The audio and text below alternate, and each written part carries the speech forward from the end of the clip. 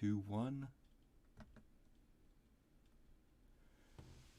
Hello and welcome to another edition, a follow-up this time about the 2022 midterms. This means that we've officially done two videos on a series of midterms which turned out to be somewhat uneventful, I guess we could say.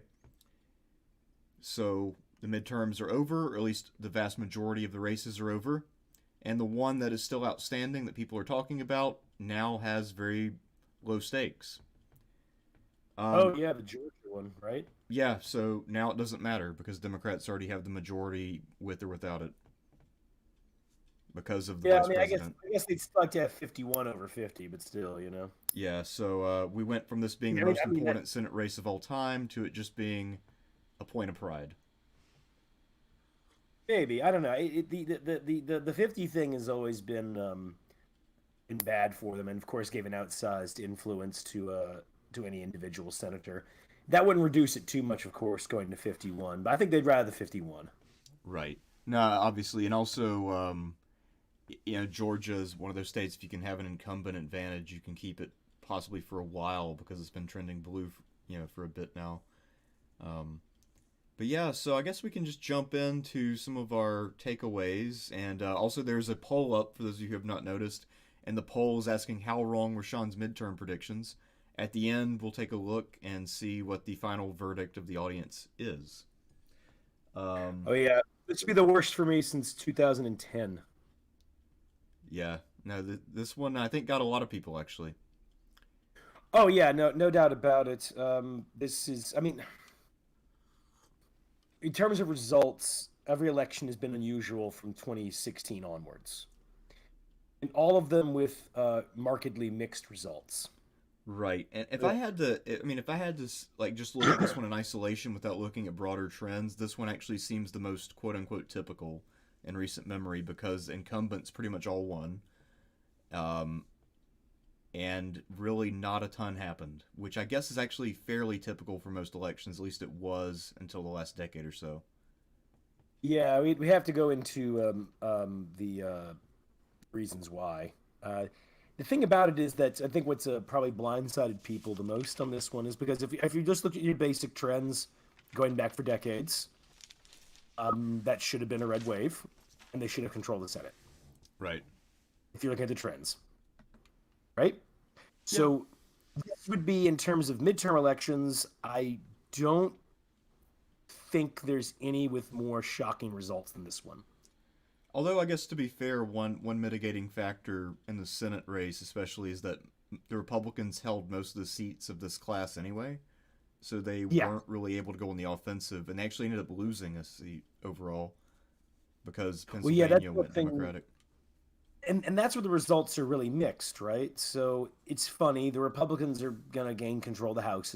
I hear the Democrats have a shot, but it's a narrow one. Yeah, I've heard the Um, Republicans are about somewhere around 70 to 80% chance. yeah, but the House is where they had the most disgraceful performance, not the Senate. The Senate map was terrible for them. The fact that they held up as well as they did in the Senate is like, a bit. I don't want to say remarkable, but it's about as impressive. Well, not maybe not quite as impressive, but it's kind of like if you go back to say the 2018 midterms, right? Yeah. Um, I don't really that was an election where Democrats did really well in the House. They didn't do that well elsewhere, and the Republicans gained in the Senate. Right. And so once again, you had a mixed and unusual result. Now, 2018, I was much closer to saying what was going to happen with that one. Especially the Senate. I won bets on that one. The Senate for 2018. But there's a big difference between then and 2018. We now have a lot of states with mail-in voting, and so results are coming in later. And mail-in voting is a major advantage at this point to Democrats. Yeah, a lot of these races were decided once the mail-ins started getting counted. Yeah, they are the Democrats, especially compared to 2020. And I say compared to 2020 because the mail-in stuff helped Joe Biden, but if you looked at everywhere else, Democrats didn't do well in 2020. Yeah, traditionally the mail-ins have not been partisan because a lot of times it's a lot of active duty military doing mail-ins, a lot of them, especially in the '90s and 2000s, were Republican. Yeah, Um, exactly. and then there's Americans living abroad who tend to be Democrats. So it kind of balanced each other out. A bit, a bit. Although I think that was more favored to the military, I'd say. Yeah, I would Although, say hey so. guys, fun Civil War fact I found out. During the Civil War, you had the army, the Union Army voted right in the field. Unless you were from New Jersey, then you had to go back home to New Jersey to vote. The reason is because New Jersey was one of the most solidly Democratic states. That was a way to fuck with McClellan's vote total. Ah, That has some petty stuff, right? Like every other regiment in the Army of the Potomac is voting, but you, New Jersey, you don't get to. yeah. Um, I know people from Jersey always say that they get shit on. I guess that started a long time ago, huh? I just found out about it. I read the accounts of it. Man, those are some bitter soldiers. By the way, they didn't do too well in their next few battles. It really hurt their morale. Anyway, so so no, we had a the mechanism of voting is different now.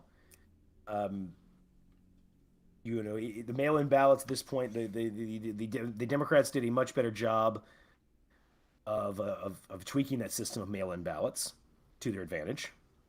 Keep in this mind too. This doesn't mean Republicans aren't going to learn. I mean, if you remember in 2008, the Democrats are the ones who mastered the internet, Yep. right? And I Yeah. would say 2016, it was the Republicans who had mastered the internet.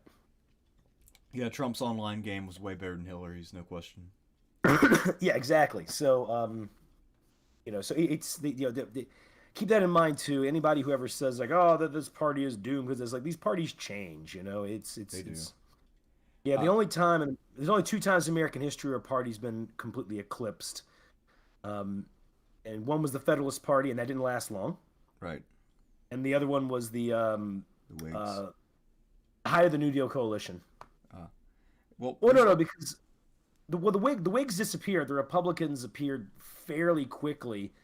The Democrats had problems as soon as the Whigs disappeared. So that really wasn't the Democrats having a period of. I mean, they were strong at that time, but I wouldn't call it a full eclipse. It didn't right. last too long. One thing I did notice that could have some interesting consequences, to say the least. The Democrats went back to the well for the Pied Piper strategy that obviously backfired in 2016 because they apparently did do a lot to make sure that the ghouls and goblins in the Republican primaries won as much as possible. And because they Well, actually that, beat most of them this time, I think going forward is going to be the strategy, which means that, I mean, if you make it through a primary, you always got a punching chance. So the Democrats are probably going to be responsible in a cycle or two for some really crazy fucks getting elected to office. yeah, yeah, I could see that. Also, it must be kept in mind too that with that one, um, sorry, another thing too with that one is how can I say the Pied Piper strategy. The Democrats, that's what I'll get to. They once again super outraised the Republicans. The total spent in the election, by the way, both parties was 7.6 billion. Yes, which is that explains why there was zero messaging on class because Yeah, absolutely none. I mean, Republicans had a few vague things they said. But we'll get to that in a second because I think that's why McConnell's in trouble right now. But so yeah, no, it's um, I think Blake Masters was outspent 5-1, 6-1, or something ridiculous. sounds right. Yeah, Although I think Walker might have outspent Warnock, but I'm not sure. I know both of them were pouring money by the metric fuck ton because ads running non-stop on every platform. well, yeah, I mean, and also of course money can be better used, right? I mean, a lot of money can lead to a lot of waste, but I mean, generally speaking, Democrats significantly outraised Republicans again, which most people don't even accept that when I tell them that since 2016 and actually most elections since 2008, corporations are giving more money to Democrats, kids, not Republicans. Although that trend has been equalizing a bit. I mean, the corporations haven't been as stingy since Trump left office. Yeah, there's some of that. There's also what you'll notice a change in what the problem the Republican Party is right now. And let's compare this to 2010. Why did they do so much better in 2010 and 1994? Yeah. Uh, part of his demographics. If you're looking at 1994, Generation X was a bit of a 50-50 generation. Boomers were mostly Republican from the get-go. Like the first election boomers had a big effect on was 1968. They mostly went for Nixon. So boomers have voted majority Republican, I want to say, in almost every election. Okay. At, the Democrats through the 80s and 90s, in a lot of ways, are being kept alive by the greatest generation. But by the 90s, the greatest generation is now dying in droves. Yeah. So there's demographics. There's also messaging. Understand, Bill Clinton wasn't too popular. He was a very, very poorly disciplined president. Remember, he had the highest staff turnover until Trump came around. Sean, that's not true. I was very disciplined. Right. So he's just very, very poor at that. Uh, at that point, I would never say Newt Gingrich was like charismatic. You know, he was a he's a feisty fighter type, and I think that worked well in 1994 for him. You know, and so you have that going on, and the Republicans had their message, their contract with America. 2010 had the Tea Party, and Tea Party, whether you love it or hate it, it did have a message, a coherent message, which I also say Democrats had in 2018. You know, Republicans really didn't. Right. That's Now, true. part of that is they're still fighting between zombie Reaganism versus MAGA. You know, Yes. mhm. And also the MAGA wing did pretty poorly. Yes, and that was actually one of these stories of 2018 that people didn't uh, recognize at the time. Was that the MAGA wing did well within the Republican Party because so many Republicans had stepped down. That was one of the things that really hurt them in 2018. And so on the House level, for certain, the party got a lot Trumpier. Yeah, a lot of MAGAs lost. Now some could pull it off, like J.D. Vance, but um, I think he was carried by Governor DeWine though. I think there was a lot of momentum from the DeWine blowout, so I think that carried over to the Senate race. I think also helps that Vance didn't have the defects of Herschel Walker, Dr. Oz, and the other ones. Right, I'm just that's true. I mean, he's a little bit of a scumfuck, but he's not. He doesn't come across as a lunatic.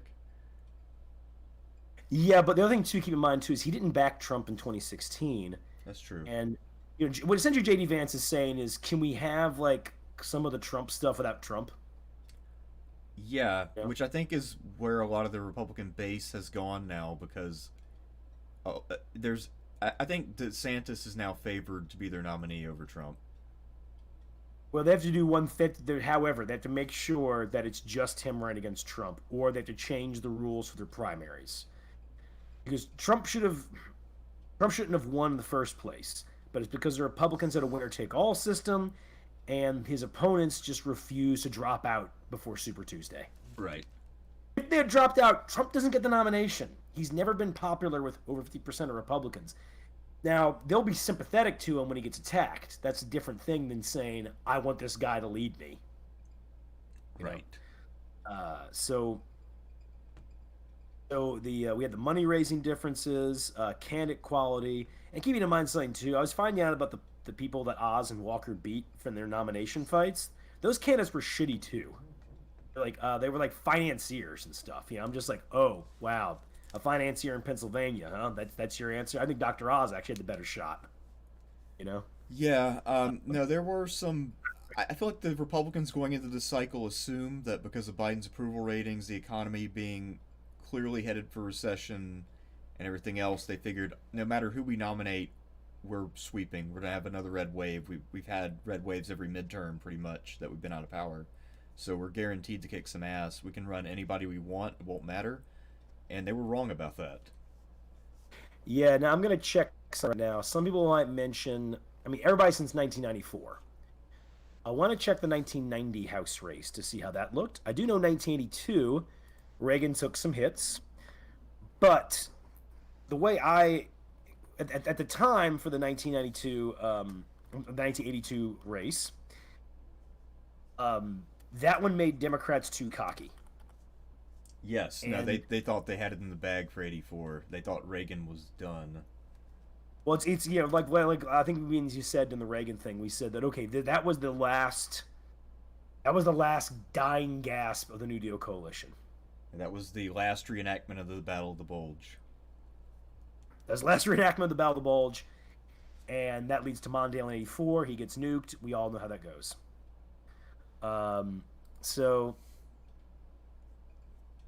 So what's going to happen is that the 1882 one, yeah, Reagan. I mean, it wasn't a good night for Reagan, right? But it was not, and he didn't have control of the House anyway. He just reduced his margins, is all. So really, it's every president except for George W. Bush. In the case of George W. Bush, he then got hit hard in 2006. Yes, he did. You know? Yeah. Um, so the Republicans did some sleepwalking into this one. I don't wholly blame them because that's what all the trends looked like. You know. True. But I think that the tension between MAGA versus zombie Reaganism, and apparently McConnell decided not to offer a coherent plan or So coherent just vision. let voters vote for whatever they thought they wanted. Yeah, assuming of course they'll just punish the Democrats, not realizing that things have become super partisan, but also, and this is the one that I really did not pay attention to. This the reason I got this fucker so wrong was I didn't understand, and I don't think a lot of people understood, just how effective those mail-in ballots were going to be. That was a factor. Another factor that I was surprised by in the exit polling, the Democratic messaging about safeguarding democracy actually got over with voters. Oh, really? I'd kind of read the opposite. No, it kind of did. I mean, it wasn't as big of a deal as abortion for the Democrats, but it still actually had an impact. Um, so that was actually a thing, and we can see that also reflected in the fact that most of the major election deniers and swing districts got lost. Yes, I think some of that probably did work, and once again, Trump's. I mean, Trump's not even popular most not even popular with most Republicans. When we look at the data, but yes, I think that one probably was effective. Roe versus Wade was big for turnout, but a lot of fundraising as well.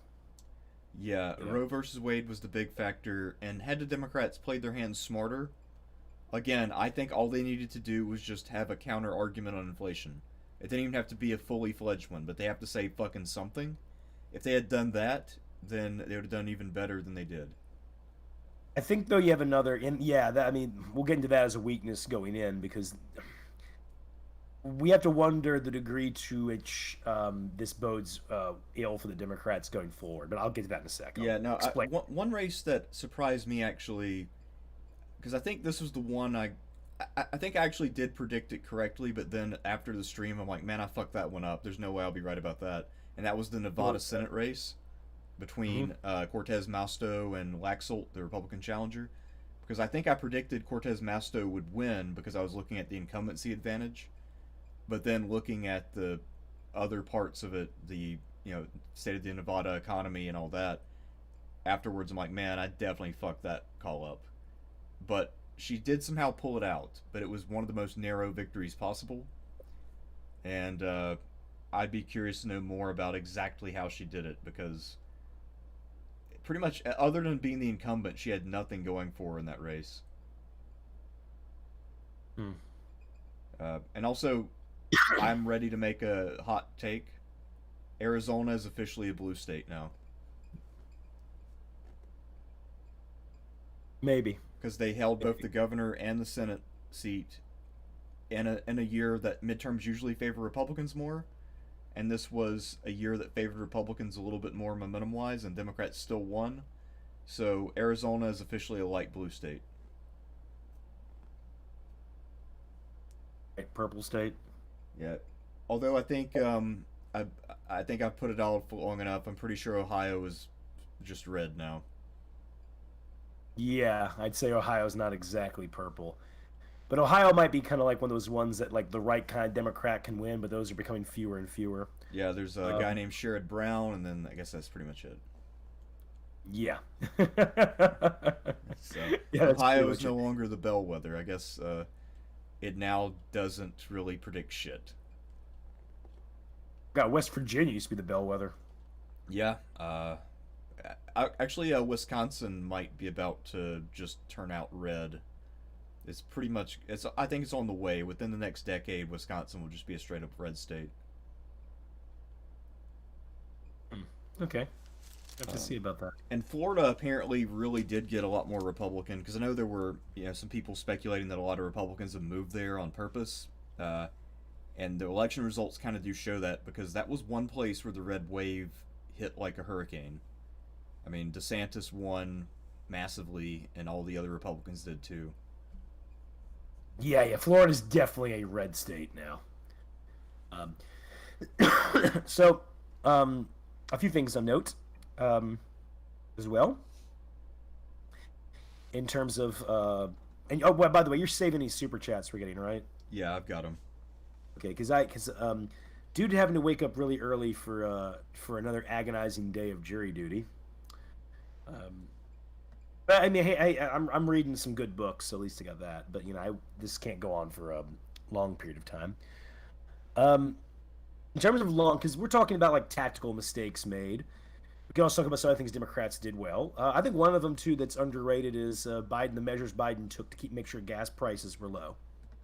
You know, it's also telling that you know how our stance about Ukraine has been like Russia must lose the war and everything. I've been hearing that there's now like back channel negotiations about ending the thing. Yeah, I'm not Um, surprised by that. with Mark Milley in particular calling for that. And of course, this only is just coming out right now. Yeah. So there are a variety of small scale tactical things Democrats did to staunch bleeding. I think the key thing, though, is the way that we do elections now is different due to COVID. And with this having really helped the Democrats out, you're going to see this as a major initiative that they want to have. And the Republicans, by the same token, will have to try to block it as much as they can. Um, so it's going to get nastier in that regard. There are a variety of long-term trends here. Of course, mail-in ballots only feed more doubts about elections, which I can understand. It's not the most ridiculous thing in the world um, to have doubts in that one. I mean it's not silly. Um, I think it's so I kind of kind of see silly. that. I don't think it's that silly. I think it's I pretty don't. I don't. silly because there's still a paper trail. Yeah, I mean that's the thing though is that if the apparatus that is counting the votes is controlled by an opposition party, I mean by the party that wins, and the problem you also run into is that if this is a form of voting that is the most questionable, then that one will only further decrease faith in democracy. I say faith in democracy because like I know the democracy ploy with the Democrats had some effect. I think though that can be wildly overstated. And I don't Um, think it's one that they'll be able to pull out again. But yeah, I think the Democrats are actually going to take all the wrong lessons out of this. yeah, let's get into that one because Okay, so like I mentioned the Pied Piper earlier, the too clever by half bullshit, that's going to come back. The people like Robbie Mook are going to come around again and start preaching their bullshit about strategic voting and really trying to direct the Republicans and outthink them and use this usual shit they've been talking about. You know, hurting voters by not talking about issues that they should be thinking about. That kind of discourse based bullshit. Basically, yeah, knock off Foucauldianism. That's going to be even bigger than ever because now they have a quote unquote proof that it works. The other thing that they will probably do is go back to the idea of the generic Democrat. because they didn't really have a strong message in this election. It's basically like, look, Democrats in general stand for women's rights and democracy. So Yeah, and then like the things like the student, like initiating some student loan forgiveness, yeah, like uh, bare you minimum know, stuff. keeping the gas prices down as much as that, like declaring we're not in a recession when we are in a recession, and just Right. sticking with that. And another thing too that plays. I mean, if we're talking about long-term trends here, that are very troubling for Republicans, by the way. Um, the Democrats outspend them, outraise money now. Um, the party has a lot more institutional support than it had even 10 or 15 years ago. I mean, the media was always favorable to them. Now it's aggressively so. Um, I feel like that the deep state, as it's known, which by the way, that people say that's a crazy concept. I'm like, no, I think the idea comes from Turkey. Actually, it's not crazy concepts at all. But anyway, the deep state at this point, I think, at one time the deep state kind of could have went either way. I think since 2008, they've every election cycle they increasingly favor the Democrats more, and a variety of reasons. I think in the case of the CIA and those types, they saw Obama as a nice friendly face to do American empire, and also the whole Trump thing really scared him. Yeah, I think especially when they had to explain to him was it 7 times that you can't just nuke people willy nilly. I think that was kind of Yeah, what did it, what turned them against Trump. Because just I there's don't only think so so. much incompetence you can handle. I think the incompetence turned away certain people, but I think the core reason is that Trump was, at least the campaign trail, questioning certain fundamentals about the way the American empire operates. You know, which interestingly enough, it's not that Biden's retracted some of that stuff. I mean, the Trump tariffs, a lot of those are still in the books. True. Um, Um, and y- Trump's like more tough stance with China. That is not that's that if that should if anything that's gotten tougher with Biden. yeah, I mean, You we know. don't really get the vote on economic policy anymore. That's kind of not on the ballot. And no, neither party talked about it. I think you're right. One of the bad lessons Democrats will learn is that they don't need to do the economic thing at all. Ignored it, and and we say it worked out. They're going to lose the House, and you know they may gain a seat in the Senate, but once again, it was not a favorable map for Republicans. Right. Uh, So yeah, it's so but one they did lose. I think one incumbent Democrat in the Senate got beat. Now that I think about it, I just can't remember which one. But they lost one governorship, oh, only the one. governorship. That's what it was. But yeah, I mean, basically, this is an election where not a hell of a lot happened. Both sides had terrible strategies, and the Democrats were able to hold the line. So I think, yeah, Yeah, again, I believe we're going to see more Foucauldianism and just let's rely on discourse and not talk about class at all to get that corporate money, and that will be the dominant narrative. And in any races they lose, they'll blame the left. So when this strategy inevitably fails, it will be blamed on the left again. yeah. Another thing too to keep in mind is the Trumpists lost. Um, a variety of the more woke candidates, for lack of a better word, also lost, like Stacey Abrams. Yeah, You there's know, a lot of reasons there, but yeah, a lot of it was she basically told black men to fuck off. I mean, like the moment I heard her talk, I was like, this woman has no future and is a moron. Okay. Yeah, she is the Uh, Tammy Duckworth of Georgia. yeah. And So by the way, Tammy Duckworth was reelected. So you're a hero, huh?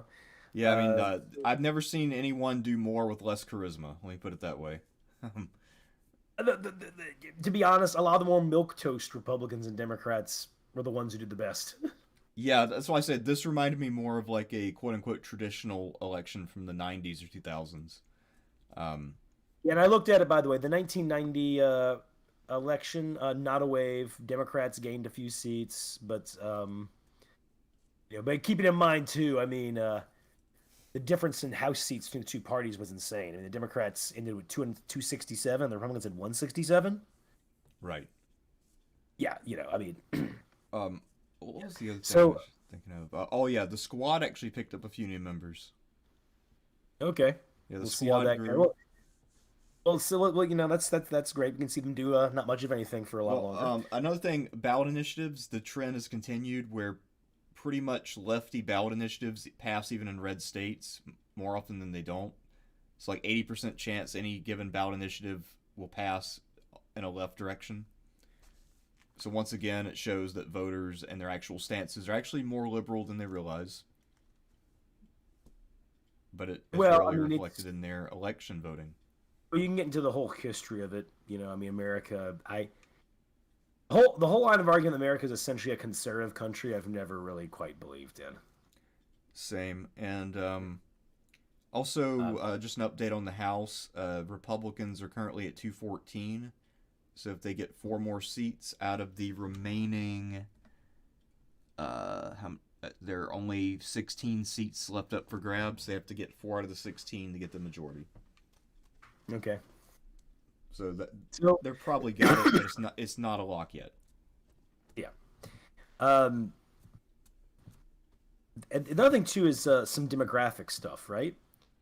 So Republicans made inroads with men, Hispanics,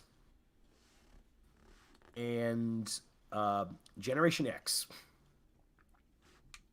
Uh, this is the first election where we had a pretty sizable. I guess 2020 would be the first one, but this is our first midterm. We had a sizable number of Zoomers vote. A lot of them voted by mail, doing it on campus universities apparently. They went in for. I want to say they went in for Democrats roughly 2-1. Yeah, sounds right. They went for Democrats by an even larger margin than Boomers went for Republicans. Yes, and millennials went pretty hard Democrat. Now some of those millennials got shaved off during the Sanders campaign, so Democratic dominance of millennials is not as crushing as it was in 2008, for instance. Uh, but you're looking at the you were looking at the Republicans having at this point it appears they lost the millennial generation. It looks like they're going to lose Zoomers. Okay, Right. that bring that back to 1994, right? Democrats lost the Boomers, and then you know, I wouldn't say lost Generation X, but Generation X was a small cohort to begin with, and it was kind of roughly 50-50, but kind of advantaged Republicans a little bit, right? Yeah, I think that's So fair. you lose a massive generation, and you get 50-50 with a smaller group coming in. No wonder Republicans then have a punishing electoral advantage for like 20-30 years afterwards. Yeah, I think They're you're going right to win. though. Because I know the Republican theory used to be that people got more conservatives to get older and they'll become Republicans later, but I actually don't think the evidence points in that direction usually. No, the best we the what our indications show is that the person becomes the conservative wing of that party. That How or you vote, how you vote around the age like 25 to 30 is how you vote the rest of your life. Well, the other thing I sort of theorize is that if you only get involved in politics later in life, so if you didn't vote in your 20s or 30s, and then when you're 45, you decide to start voting, in that case, you'll probably become a Republican. Yes, probably. You're But, right. I mean, You're right. not that many people just randomly decide to become political at that time. My mom did. She went Democrat at the time, but Oh, but yeah, but you're right. Another thing too that's very interesting.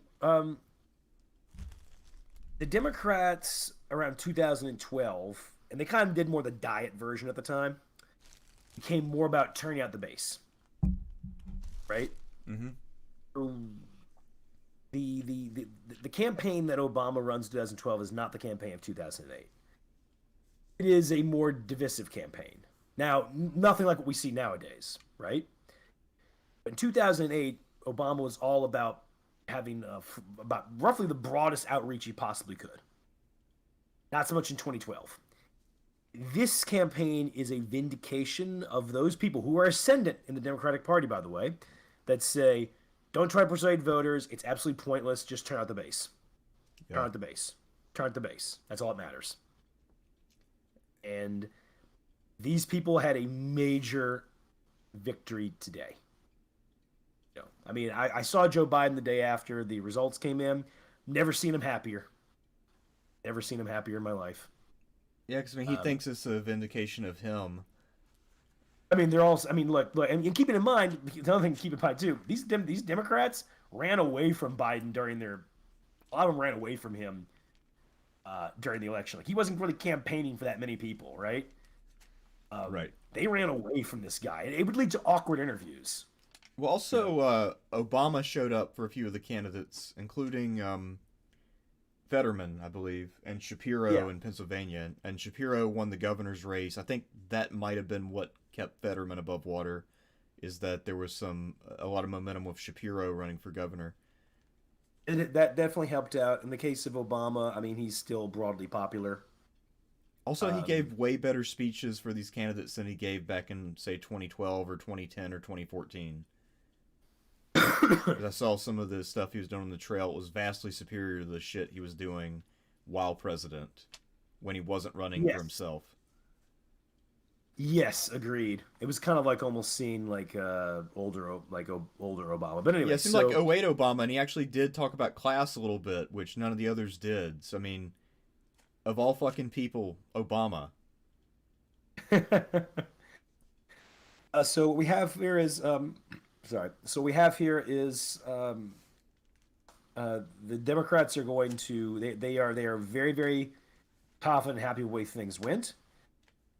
They are going to continue with the strategy. Biden will be the nominee. There will not be a nomination fight. Now they're all running to him, from what I can see. And I think it will be a mistake. Well, yeah, my concern with the Democrats is indications show that next year is going to be a lot worse than this year. Yeah, I mean, I know, well, people are starting to feel the recession. My roommate, his company sent out an email today. They're laying off 5% of their workforce, so he's waiting anxiously to see if he's one of the people who got selected for Yeah. tomorrow. That's what Um, I'm saying is that, I mean, things are bad this year. And in that regard, what the Republicans have done is truly like a stunning defeat, considering how bad things are, considering just how just generally incompetent Biden is. Um, I guess yeah, by contrast, I mean Biden has done some stuff. So compared to the Republicans who haven't really said anything, I guess in that sense he doesn't look that terrible right now. well, yeah, Republicans didn't give a positive vision like they did in 1994 and 2010. That was actually how I misread 2010. I saw the Republicans as simply just the party of no, and historically, the party of no tends to get railroaded in national emergencies in particular. So I thought that historical trend would maintain. The Tea Party comes around, and I just vastly underestimated its popularity at that moment, or the energy that it created. Yeah, no, same here. I and also a lot of 2010 was a turnout election where the Republicans were motivated, the Democrats weren't. Because I don't think the Tea Party was actually wildly popular, ever had majority support. But what it did do is get people to show the fuck up, whereas the Democrats just assumed that the Republicans were defeated and just stayed home. And Obama, only on like Halloween night, he's like, this is Barack and Michelle. Remember, midterms are coming up next week. Go out and vote. Yeah, that's it. Have a good Halloween, everybody. Well, yeah, and then Pelosi also didn't put a bill for it, and she said, "Well, you just have to vote for us to put it up." I forgot the bill was. I mean, it was one of those popular economic type bills, you know. It just they, I mean, look, guys, I know the Republicans made their share of mistakes, but you got to look at 2010 Democrats to see a truly incompetent midterm campaign. Yeah, and the whole thing's too one thing that might actually be a gift to Democrats if they lose the House is they now have an excuse to get rid of Pelosi as Speaker and as the leader of the House delegation because she's been hogging it since 2006, which is also unprecedented, but nobody talks about that. So normally when you lose the majority and you're no longer Speaker, someone else takes over the party because democracy is all about sharing power. But Pelosi decided that's not going to happen. We're keeping the hierarchy in place. There will be no movement in the hierarchy. So Hoyer and then Clyburn, those are my guys below me, and they will rise or fall in rank as I do, but we will all stay together. We'll hold the pattern forever. Yeah, and that's even particularly bad when you consider what happened in 2020. With losing House seats, which it's also like it's stunning considering like Biden wins with this massive vote margin, right? Yeah, And lose House seats. I How know. does that work? I don't know. It was just the the Democrats are. I don't know. I mean, at this point, I can't decide which party is more incompetent. It's a contest. I mean, that's what they're competing for, is being the more incompetent. Uh, I think at this point, it's also clear that Trump's a political liability, especially with moderate voters. They're done with them pretty much. Um, Yeah, they're done with him. and I still think He's he's got a pretty good shot of winning the nomination. If he does win again the nomination, I think his chances of actually becoming president are really fucking bad. uh have to see. I mean, the conditions in the country probably gonna be worse next year. You know, Well, and I mean, 2 years. think.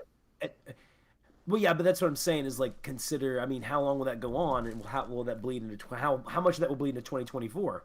Consider this: the 2008 crash, right? It bleeds into 2010. It's another reason why they get stomped. Yeah. You don't actually start getting a really anemic recovery until 2011. And what do you know? 2011, off year elections, Democrats did quite well, and then 2012, pretty good night for them, right? Yeah. So, but if the economy like craters next year because of everything that's happened, it's probably going to carry on to 2024. Right. Yeah, I can easily see, of course, Democrats just drawing the wrong lessons from this one and sleepwalking into doom. And I've seen this so much. Yeah, I could actually even see the Democrats drawing all the wrong lessons and still barely winning because Trump's the nominee on the other side, and they double down on 2020 was was a theft. A All they message that really, people are done with. I could see it being just another like, because I think last, especially 2016, everything since then has just been, we're going to present you with the most ghoulish version of ourselves. Here you go. Here's our worst candidate versus their worst candidate.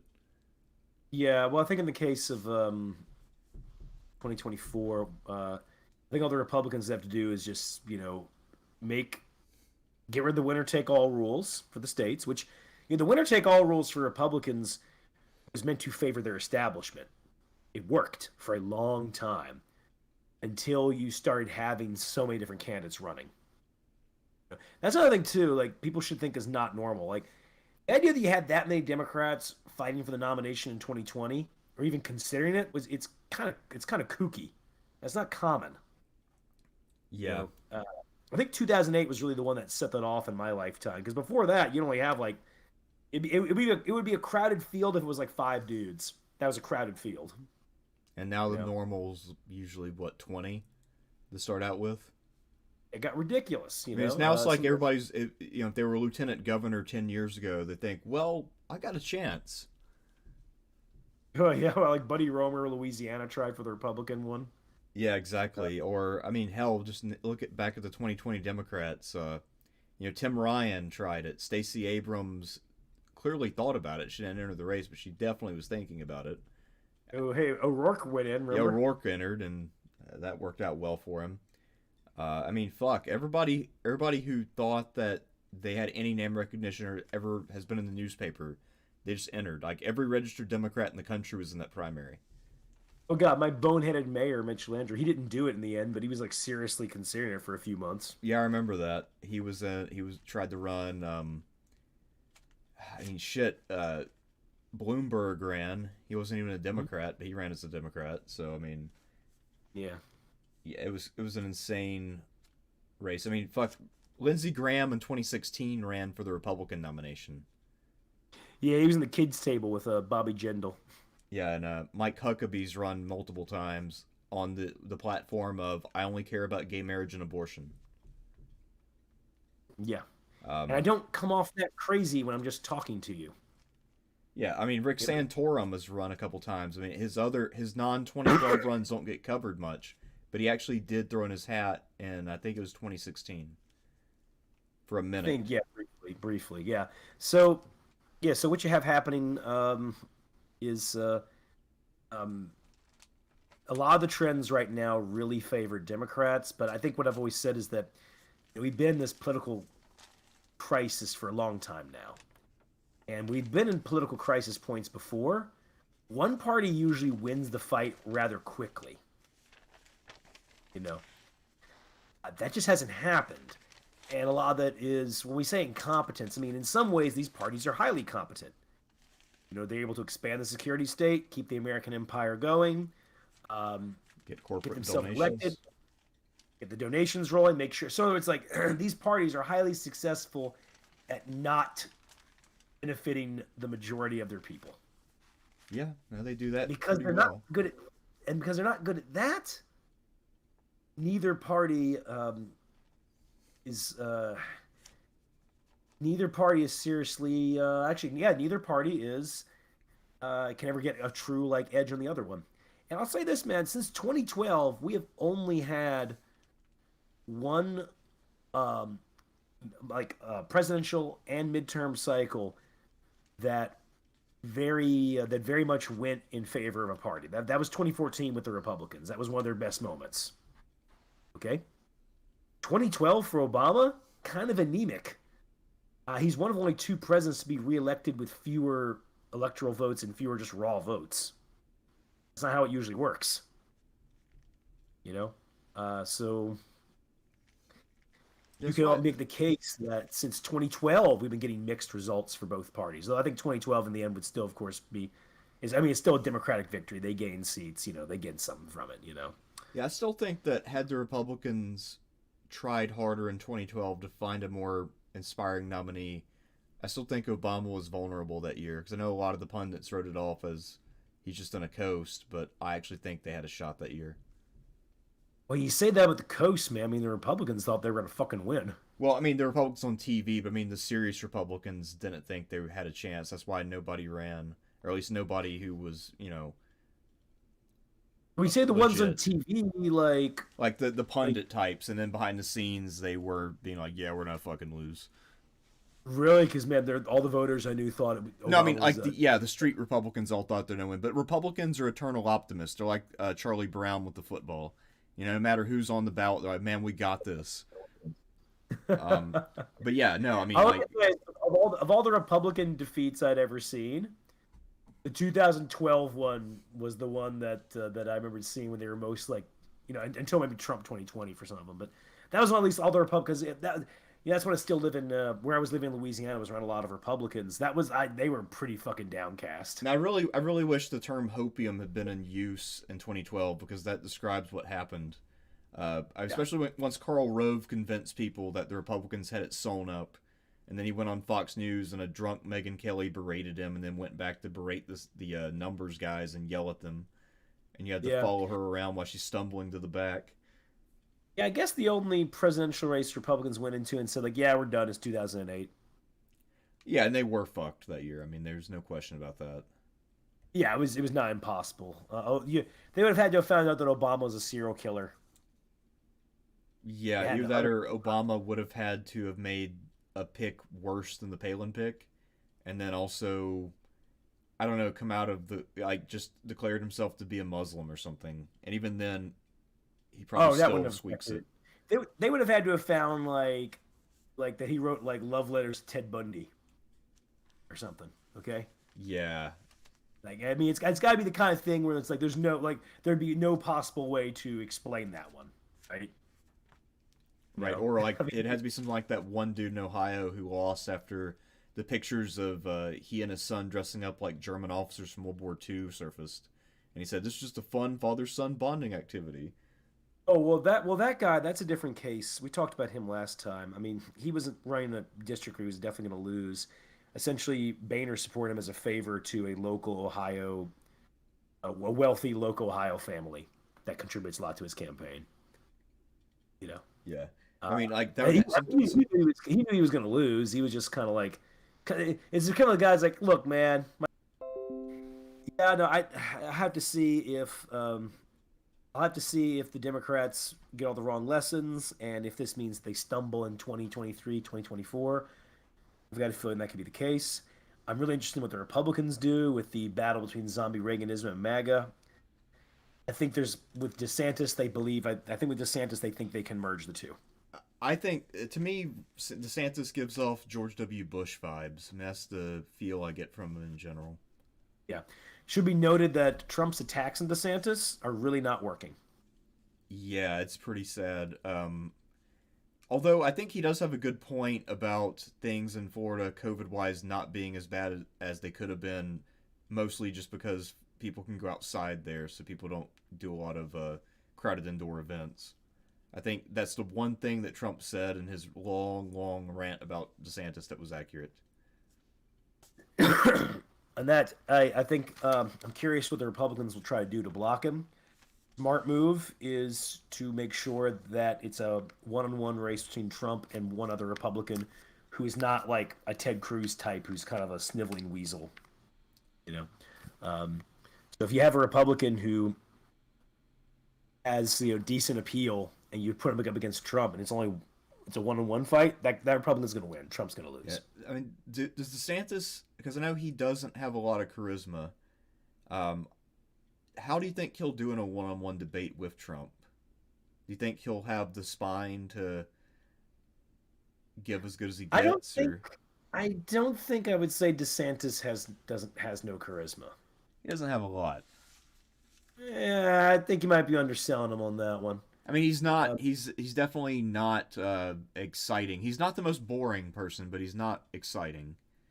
yeah, but here's the thing: is like he comes off as competent, well spoken, and serious, and these are things that Trump and Biden are not. Yeah, that's true. And I really believe a lot of times that does have an appeal with people. Like you can see where certain candidates, some of their edge in their nomination fight sometimes is just how different they would be from the one who's in charge. Like, Obama being more intellectual and red as opposed to Bush, and you Right. get what I'm trying to say. And also, I think anybody who's not pushing 80 has an appeal right now. Yeah, yes. Uh, I think in DeSantis Trump head to head, I think Trump gets slaughtered. I think he gets his ass kicked. I'm inclined to agree overall. I do the one thing I do wonder about though is how DeSantis will fare head to head with Trump. Because I mean, Trump is really good at dragging people off track and getting them to engage in bullshit with him. So he usually is pretty good at throwing people off their game. That's his one strength in a debate is because I mean he can't he's not smart enough to have a real debate, but he can fuck with you pretty well. Yes, he can. He didn't do it too well with Biden though, but I think he chose the wrong tact with him. That's it's the same thing. It's Biden was one he didn't work out with. What didn't work as well. He did much better against Hillary, and then of course all the Republicans in 2016. No, I think DeSantis. Do you think McConnell will still be the Senate leader? Good question. I don't know how to get rid of him before he dies. Yeah, if he does get it, it's going to be by a narrow margin. Apparently, a lot of people are not happy with him. He has definitely lost a step. Like I mean, he's still a brilliant politician, but the last few years have not been his best. Yeah, I mean, And he's one of those guys. If he were a normal human, he would probably retire. He's clearly not physically well, but I think yeah, he is one of those guys who dreams of dying in office. yeah. And I do think that he is probably a clever enough politician to hang on. It might be a tough fight, but I think he'll pull it out. Oh, what about McCarthy? Do you think he I gets think it? he'll probably be the speaker. Yeah, I mean, assuming the Republicans win. If they don't win, though, somehow. No. Remember, Yeah. there's a bunch of Republicans who don't want him to be Speaker of the House. Oh, I mean, I've heard some rumor there was a plan at one point, possibly to choose Trump as speaker. Um, I don't know if they'll go through with that. I know Trump obviously will call for it and claim he was promised it. He'll pull the LBJ and pretend that it was already offered. Um, but I don't know. I mean, that being said, I'm not sure who the alternative would be to McCarthy. And right now, Trump's stock is super low. So I don't think that he'll be offered the speakership because that's just absurd. Um, yeah, I don't know honestly who will get it, but I think Careful McCarthy is though. probably the favorite. We're talking about Trump's stock being low. He still has a fan base. No, he's got his fan base, that's for sure. But I mean, he even Fox News is critiquing him right now, which is pretty unusual. Well, they didn't really like him until they begrudgingly supported him in 2016 in Well, many yeah, I mean, ways. they've always secretly hated his guts. We all Yeah. know that, and all the Republican strategists secretly hate him. Like every time they go off air, they're like, "Fuck that guy, he's a piece of shit." But, yeah, they. If it turns out that it looks like the base is with them finally, then they're just gonna keep sticking in knives. Uh, but yeah, I think his stock is very much damaged because one thing that he claimed from the beginning to have was the ability to win. And then pretty much everybody he endorsed in a way that was public and prominent, all those guys lost. Or at least the most prominent ones did, like Oz and Walker will probably lose in the runoff, although I don't know for sure. And Lake and a lot of the other people that Trump went out for ended up losing. He's got the loser stench now. And if we know one thing about Republican voters, they're like sharks with blood in the water when it comes to that loser stench.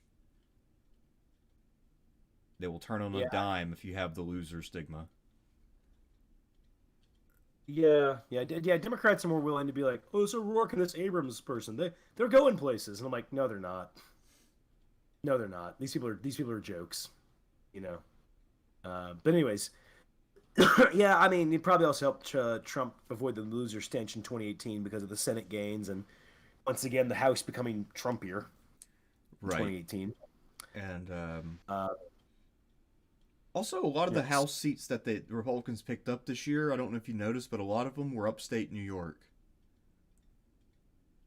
Oh, that ain't surprising. Yeah, like I think 3 to 4 states in upstate, or 3 to 4 districts in upstate New York went Republican.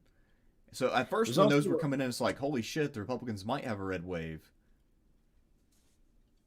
Yeah, that's another thing too about that as well is that if you really look at what House seats they've gained in this cycle and then in 2020, it's a lot of those areas that Democrats you could argue had no business winning in the first place in 2018, but they're getting them because of Trump's unpopularity at that moment. There has been an update on the House map. The Republicans now are one away from the majorities. They're at 217, and there are Okay. still 13, well, 11, no, 13 seats outstanding. Yeah. Yeah, that's House is going Republican. That seems pretty sure, you know. Yeah. Although if they did somehow manage to not get one out of 13, that actually would be kind of apropos given how things went in their Senate race. Yeah, I gotcha. Now this is so it remained to be seen how the Republicans adjust to things, how the faction fights eke out. I wonder if McConnell and McCarthy will be in. I have to see how that plays out. Um, Also about the nomination fights, and of course, in the case of the Democrats, yeah, I'm pretty sure they'll just take this as a vindication, go forward. But if the economy is so much worse this time next year, and it's been particularly going into 2024, uh, that's gonna be pretty bad. Yeah, because I mean, I think a smart Democrat who is clever, they might let the Republicans use the House to try to pass austerity and then blame the economy on that. If you were, Mm. say, if you could kind of do what Bill Clinton did to Gingrich but make it economic, I think a smart Democrat could possibly do that, but I don't think Biden has the ability to pull that off. That would not be a smart play at all. Yeah, because I mean, consider this. So that was the Bill Clinton strategy, right? The 1996 election is pathetic for the House. Like can you look at the proportion that Bill Clinton won at? Let me check. I think he gained like 5 seats or something ridiculous. Mm. Let me like I said, let me check real quick. Oh shit. Yeah, Pull this Clinton one. actually is one of the weaker presidents in the sense that he never came close to a majority because of Perot. See, so 1996 gain. Worse than I thought. They gained 2 seats. Fuck yeah. 2 seats in 1996, kids. And keep it in mind, I mean, sure, Bob Dole overperformed. Bill Clinton still beat him pretty handily. I mean, 2 seats. I mean, that whole triangulation strategy. I don't really think it worked in the end. Yeah, well, I know who the Democrats are going to be asking about how to win. They're probably just going to go call Bill Clinton right now. But yeah, I mean, because that's their model of how to win, though, is the Clintons, and we know what the results actually are. And the people who keep doing all this triangulation and then these sort of discourse-based strategy, these are all Clinton acolytes. So Now, before we go and answer any super chats we have, the 1970 election only saw a 12 House gain. Democrats. That was when Richard Nixon was around. Should also be noted about that one. I read something about that years ago, and that Democratic House race is one of their last ones where they ran an avowedly New Deal economic message. By the time you get to 1974, they're already moving away from that. yeah, you can only take 12 seats from Tricky Dick. Oh god, yeah. 1966, the Republicans gained 47 seats. That's pretty Backlash. solid. That was backlash due to the Civil Rights Bill being passed. Yeah, which I think LBJ predicted right as he signed it. Well, we just lost the cell. Yeah. 1996. I'm sorry. 1962. My bad. Republicans gained a seat. So I guess Kennedy Yep. was firm as fuck. I mean, Jesus, he only lost a seat. Well, the economy was doing really well in 1962. I remember reading just something brief about that. The Republicans literally said, "We've got nothing." And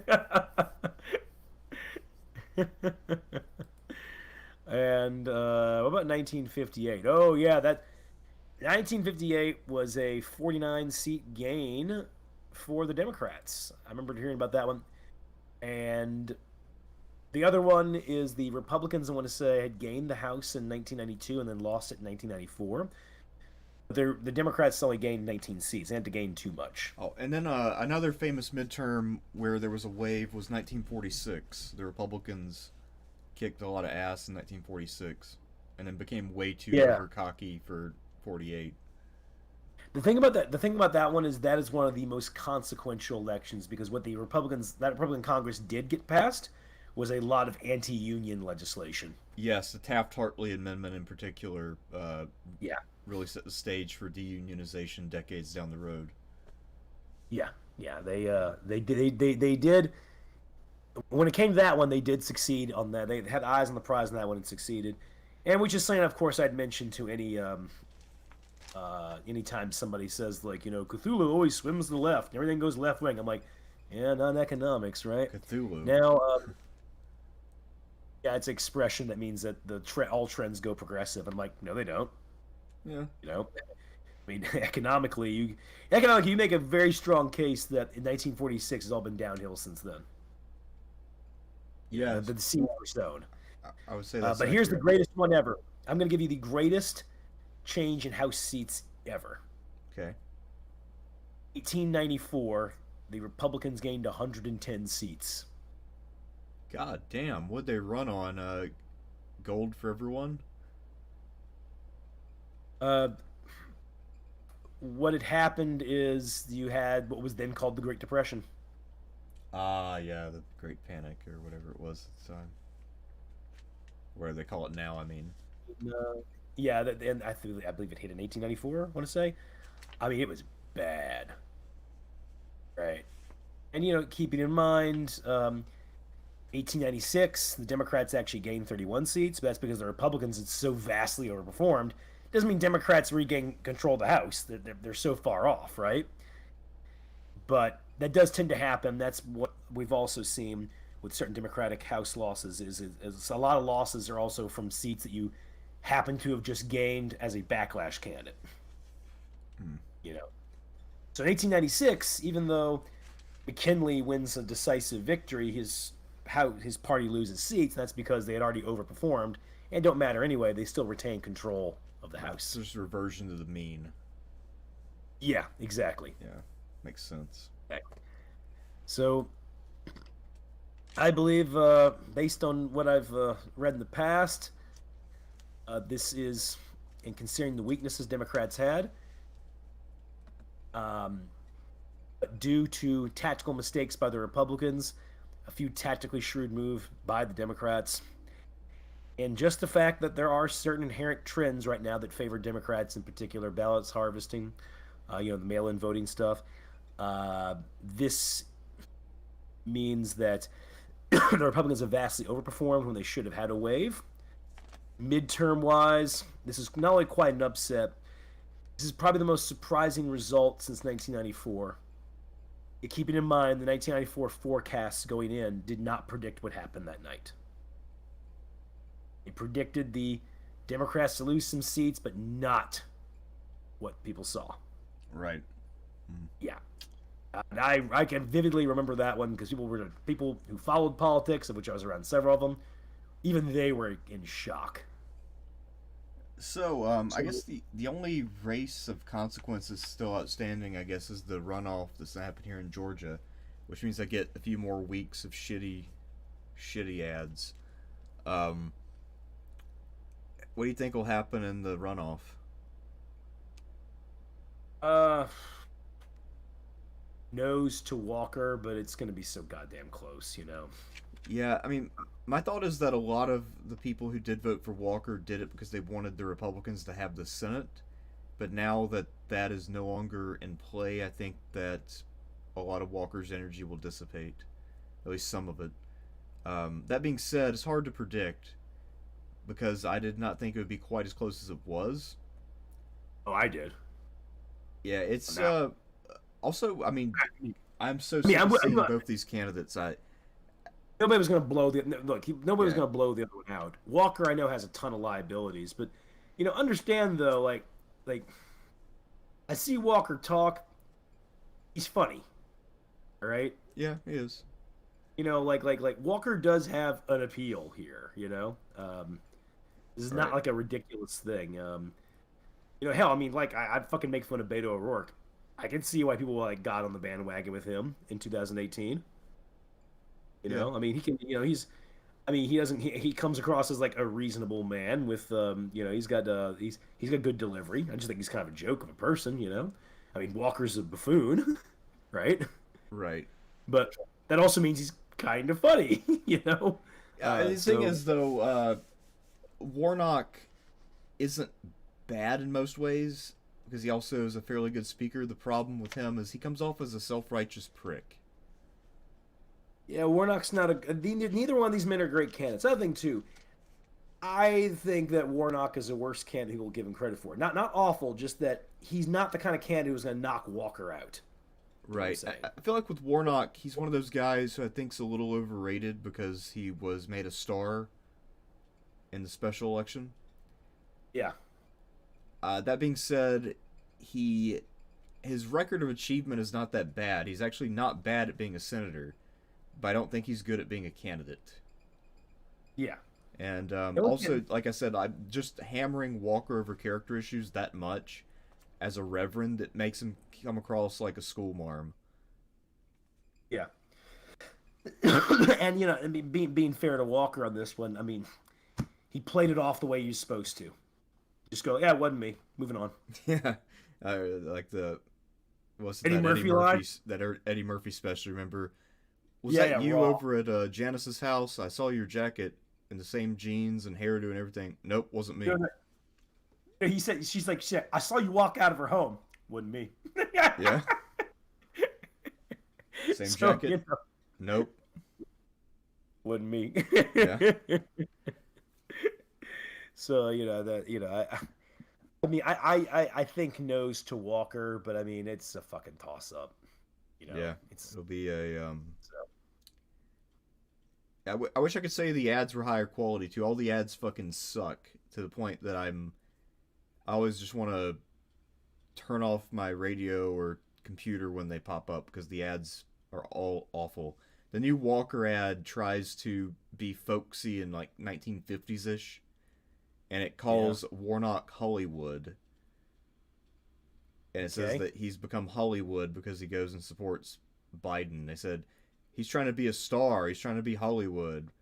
Why doesn't he just go to Hollywood rather than? But he's not a good senator for Georgia or some shit like that. It's just awkward and clunky, and Warnock isn't Hollywood. It's just no. It's what the fuck is this? Also, I would also think I know that Georgia does a lot of tax breaks for movies, so a lot of movie people like I've got some friends in the film industry who are out there, Yeah, and that also might be target the kind of people who are just annoyed that film people are around. You know what I it mean? could be. I don't know. But it's just one of those things that doesn't fit what Warnock's about. So it's just a random attack. I guess maybe Hollywood liberals. I don't know what the fuck they were going for because they don't put enough like limousines in the ad to make it obvious. They just put Warnock and Biden together and call them Hollywood. Uh, Terrible ad, just not well thought out. And then the Warnock ads are just like, "Hey guys, we got to go back and do it again. We got to beat him again. Uh, let's show up and vote again. We can win this runoff. We got to do this for the future." So, sir, we have super chats up because I We definitely do. I've got to get. I can't. Okay. You know, Oh, I need to get as much sleep as I can, and then jury duty. At least, like I said, at least I'm reading some good books though. right. Well, I have an announcement before that. Speaking of future Okay. topics, what did you? When we get back, because I won't be able to do one the week of Thanksgiving. One thing I've really been wanting to do for a long time, and I wanted to do it even earlier this year, much earlier, was the F tier tournament. Is that so? How do you feel about that? Always down for that. All right, I so definitely I will buy. I'm plowing through the New Testament right now. okay, so Doable one, here's how you the know. all right. So I figured out the F tier tournament formatting. So Mm, all the people we've given Fs to in the past will be eligible. We'll do a draft, and then we'll have a 16-person bracketed tournament. 14 of the people will be drafted. The other two will be people we select from that pool to put okay. in. So each one of us gets to choose one person. That way we ensure that there's at least, two people we really want to talk about.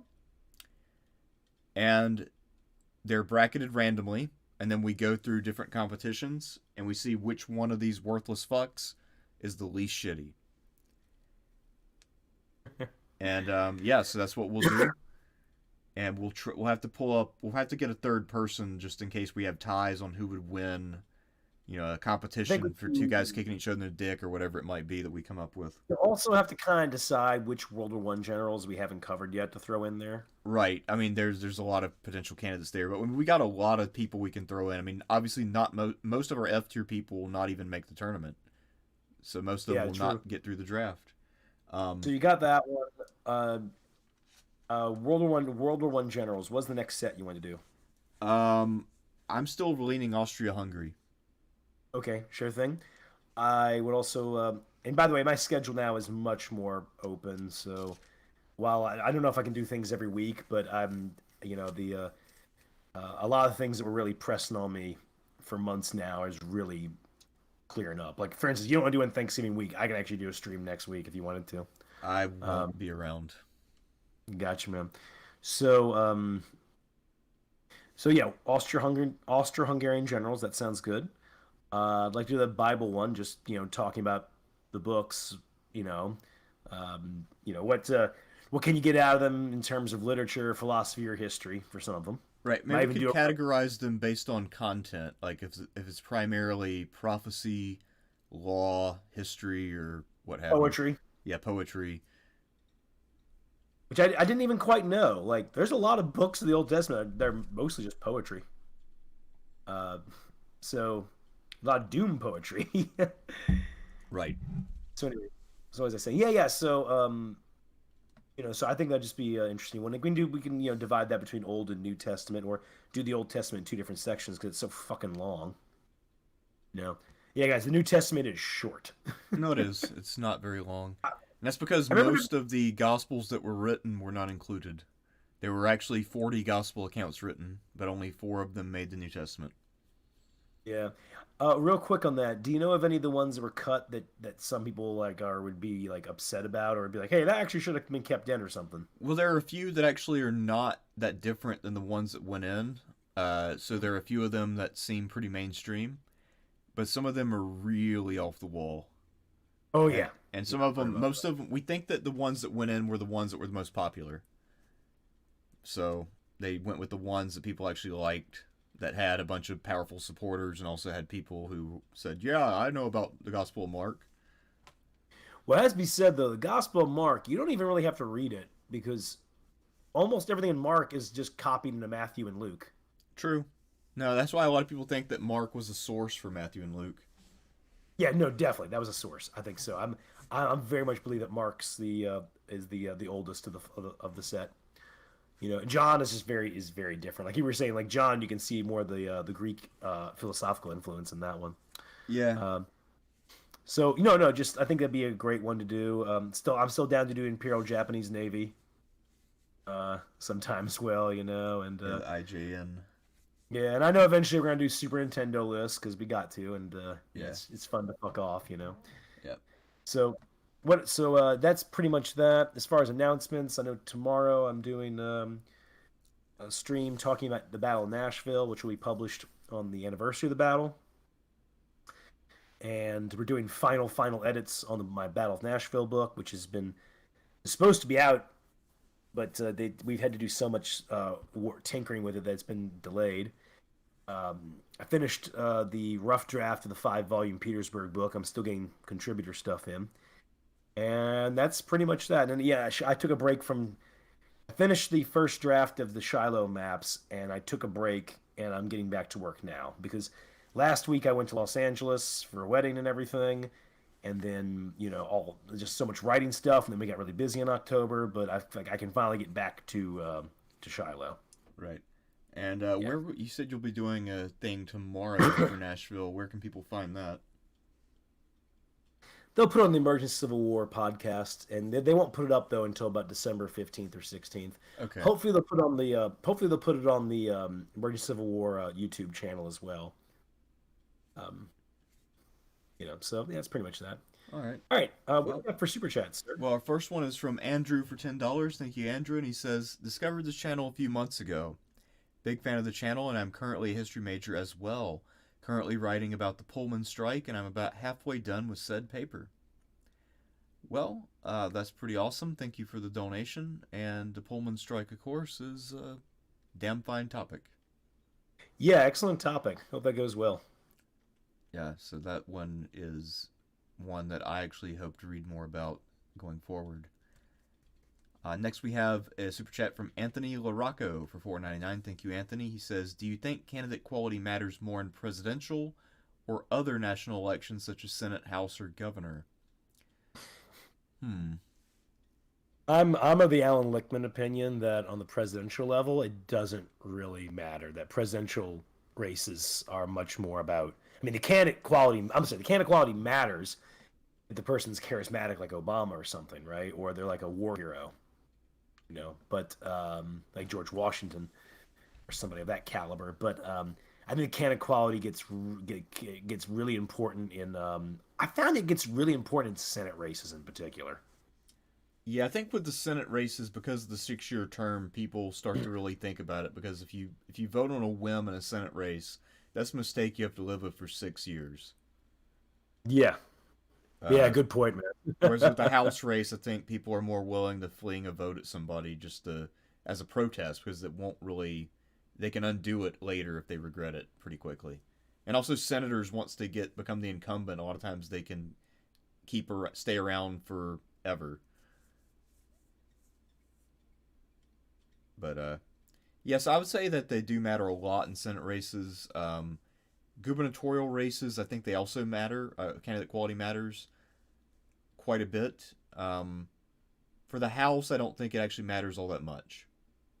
Hmm. But also, I feel like most House candidates don't get enough attention to the point where a lot of the voters probably don't really know the actual quality of the candidates they're voting for. I can see that for sure.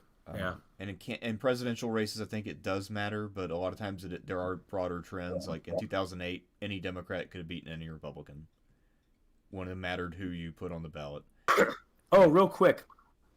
Um, real quick, I want to mention another one to you. Another insane House seat gain I just ran into.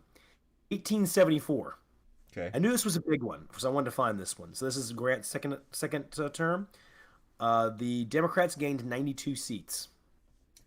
it's pretty big considering what had just happened the last decade. A lot of reasons for that, but really, some of it was a growing rejection of radical Reconstruction. 1874 is also the Panic of 1874, so this economic crash, and all of Grant's scandals. I mean, it's a perfect storm for the Democratic Party to come back from the dead. Right. You know, Yeah. I even I think I had one person there I read. I can't remember. It might have been Michael Holt said something. It might have. I think said that the 1874 midterms saved the Democratic Party from oblivion. Huh. And called like one of the most important elections nobody talks about in that regard. The Democrats will stay competitive in the House and oftentimes control the House for roughly the next 20 years after that. Right. You know. Emperor Tiger Star, thank you, sir. Oh, also, I'll read yours, and I have another thing to ask. But Emperor Tiger Star, $5, thank you. He says, at least my prediction was correct. Every House district physically touching the West Coast went blue for the first time ever, including Alaska and Hawaii. So Yes, I remember you said that. Congratulations, sir. yeah, so it is a solid blue wall for the first time ever. Oh, also, random, but Emperor Tiger Star, would you like to be the third man for the F tier tournament? Because I feel like you probably know who all these people are anyway. So just get back to me if you're interested in that. Just throwing that out there. All right. Zan Looney, $5 Australian. Thank you, Zan. He says Jimmy Carter for 2024. He has one more term in him. I mean, if Biden does, then I guess Carter might too. Who knows? God, I wonder how's Jimmy Carter's health doing right now. Not great, from what I understand. I feel like a couple About years that. ago he finally really got old. Yeah. Is Rosalind still alive? Yes, she's doing better than Jimmy. When they have interviews, she usually is the one that talks. Yeah, fun thing about Heck Rosalind yeah. Carter, you know about her little not really a scandal, but you know about the most infamous photo of Rosalind Carter, right? No? A picture with John Wayne Gacy. Oh, yeah, because he was a Democratic fundraiser. I forgot about that. Yeah, he's involved in Democratic politics, and it is considered a Secret Service mess up because he already had like certain. I mean, they hadn't caught him yet, but he had certain red flags that should have kept him away. So anyway, what we got next? Next up, we have Andrew for $5. Thank you, Andrew. And he says, have an extra 5 because I also like the video game tier list you guys have done. I hope you and Sean do more of them in the future. Well, thank you, Andrew. And of course, as we mentioned, Super Nintendo will be a thing that we cover as well. So we're always happy to do something like that. The research for that, of course, is a good deal of fun. And last one, Old Man from Berlin, $2. Gents, thank you for all you do. What about Lauren Boebert? Let's find out, because I was actually wondering that. Her district apparently is one that was very, very close this year. I want to say that she was able to hang on, but let's find out. What is her deal? She is a crazy person. Let's see. Yeah, I usually hear about Marley about Green. Is the one I hear about all the time. I do hear her name thrown She's around. not as crazy as MTG, but she's pretty up there. I mean, she's MTG. I think they're friends in the Senate or House. I gotta admit, man, I have this thing for loving like crazy Republican women. Like, remember Michelle Bachmann, of course. Right. Just like so. Yeah, Green to me is entertainment. All right. Well, apparently, okay, yeah. So her race is still uncalled as of today, and it's possible that her seat can. I mean, obviously, as we talked about, there are 13 seats left. They only need one of them to take control. So it is actually conceivable that if the other 12 Republicans lose and then Boebert loses her seat, that she could literally cost the Republicans the House. Because of all the crazy shit she said. Yeah. Because I think her district leans red, so if she loses, it's on her. And she's, of course, a hardcore election denier. I don't remember. I mean, she does get outshone by MTG in the crazy department, but she is a close second. So if MTG is crazy Barbie, then Lauren Boebert is crazy Skipper. Buddy.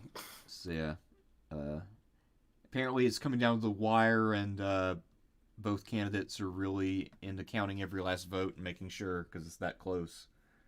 And also, I did not know until recently Lauren Boebert is from Colorado.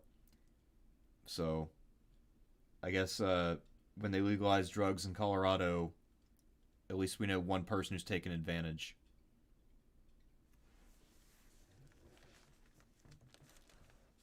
But yeah, I'll have to hit up Tiger Star with Discord here. So...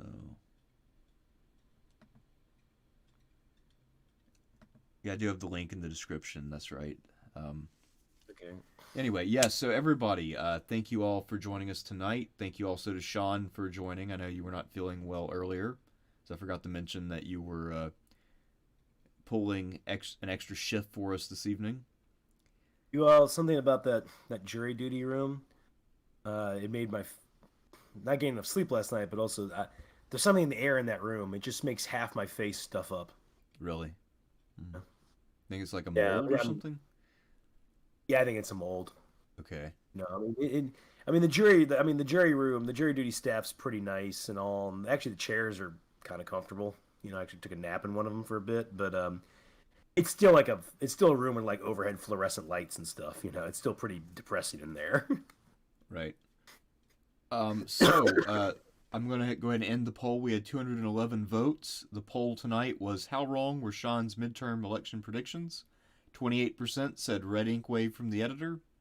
42%, a plurality, said plain bad. 30%, not too bad. What's that first one mean? So I was just trying to make a pun, like a wave of red ink from the editor basically telling you that you're wrong. Like if you had submitted a piece and then you get it back with a bunch of red ink on it telling you that you suck. Okay. Yeah. So it's a character. Well, I've had a good track record from 2012 to 2020, you know, so yeah.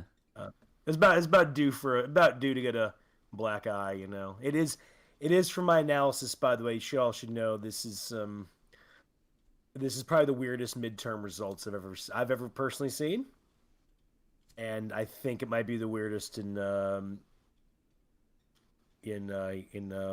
American political history. Yeah. Also, you know, every politician always tells us this is the most important election of our lives. This was not. I can say that with certainty. This was not the most important election of anyone's lifetime.